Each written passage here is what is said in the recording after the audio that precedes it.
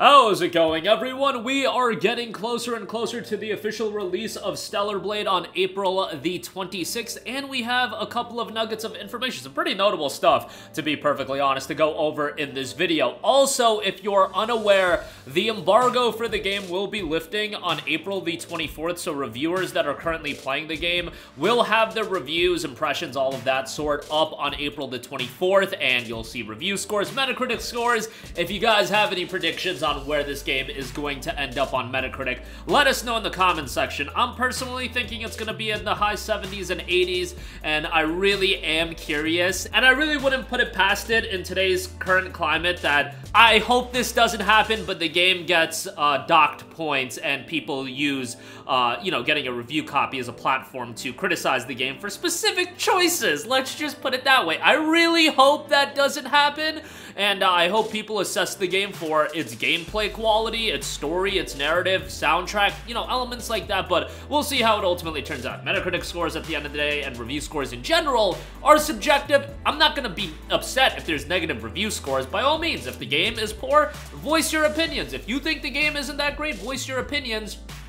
It's subjective at the end of the day, but that's where the quality of the review comes in, and that's why I don't do a lot of reviews, because at the end of the day, I really can't articulate my thoughts in terms of what I think about a video game as well as some other people, and I feel like I'm not cut out for that, but I still give you guys my thoughts on video games from a more low IQ perspective, so to speak. But let's talk all about Stellar Blade. Right off the top, it has been confirmed that Stellar Blade will not be censored in any region. No versions of the game will feature any sort of censorship. The official Twitter account noted Stellar Blade offers the same uncensored version in all countries, including the Japanese versions.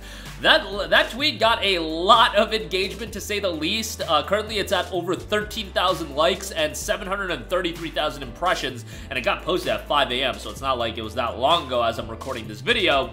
But, yeah. No censorship whatsoever for Stellar Blade, which has definitely been a huge thought in terms of, various regions having their own opinions and whatnot, and it would be interesting to see how those regions are going to handle it, but Stellar Blade will not be censored in any region. On top of that, a little bit of a note, an EA Japan executive does criticize the Japanese rating board for banning the Dead Space remake, but passing Stellar Blade. This is coming from Sean Noguchi, who took to X to complain that CERO refused to give the Dead Space remake a rating, effectively banning the console version in Japan over gore that he believes is similar to that in Stellar Blade. Noting, what do you mean, CERO? Before saying he felt that the Stellar Blade demo was a lot of fun and full of action, you said that our Dead Space was no good because the cross-section of damaged parts and internal organs were visible, but here you can see both the cross-sections and inside, so I'm not convinced you are using CEROD. This is more of a criticism on the Japan ratings board, so don't think he's pushing back on Stellar Blade. Just to add something to avoid any misunderstanding, I have no ill will towards Stellar Blade itself. It was fun and I recommend you should buy it. This is purely a complaint about the ambiguity of the review process in Japan, and I can give many examples of the ambiguity that is prevalent in the review process for other titles as well. So that is something to consider. Obviously, most of our viewers don't live in Japan, so it's not relevant to you guys. But yeah, there obviously should be parity and assessing a variety of these games. Stellar Blade, I certainly do think, is the type of game that would resonate more so with the Japanese audience, whereas Dead Space Remake, I don't know. I just don't see Dead Space Remake being a game that would pop off for a Japan market, but maybe I'm wrong about that. Maybe a lot of people in Japan would check out Dead Space, but I do feel like Stellar Blade is going to be a massive, massive game in Japan as well, but we'll see about that. Lastly, I do also want to note this. This is a smaller thing, but for those of you guys that are picking up Stellar Blade, a physical copy of the game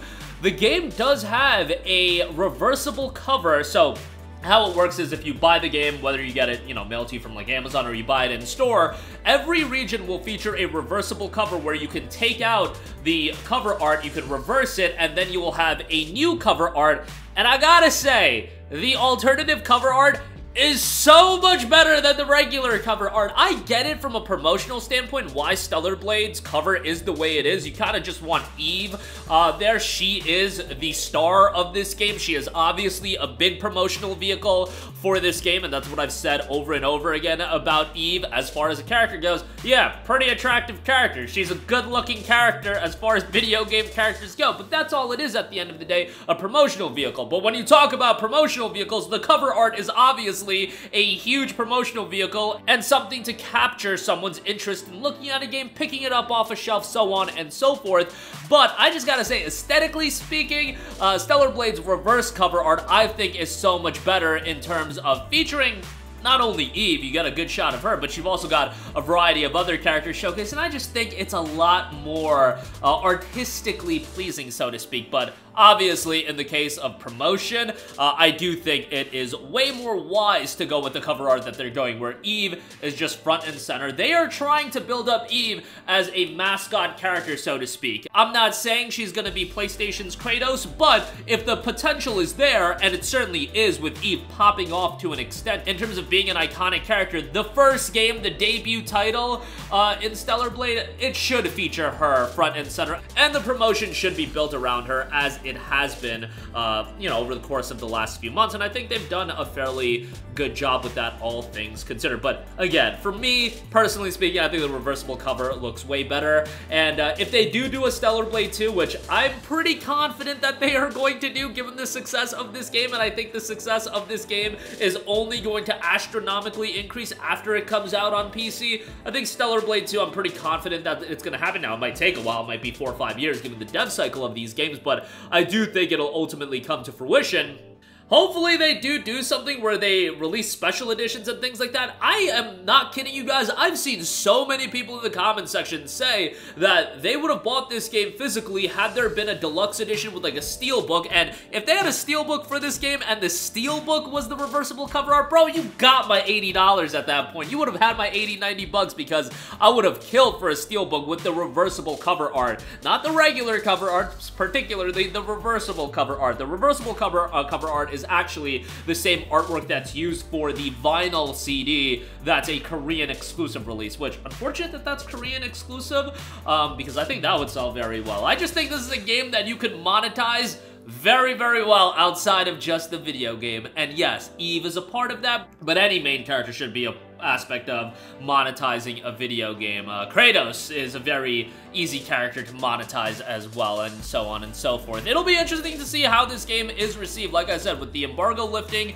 on April the 24th, if this game hits in the low 80s, I think that's a gigantic W. You run to the bank with that, and this game will be a home run. Just because I know people think so highly about Metacritic scores, but as long as it's in the low 80 range, I think once you fall into the 70s, that's where people are gonna be like, oh, I don't know, $70 game and so on and so forth. But if you're in the low 80s, I think people will overall be pretty happy with it. And I generally expect it to be in the low 80s, but that's just based off playing the demo. That's just an inclination. I have no idea to know, and everybody's gonna have a different opinion. And at the end of the day, review scores, like I said, are subjective. But that is gonna do it for me. Big Stellar Blade update with the game not being censored in any region.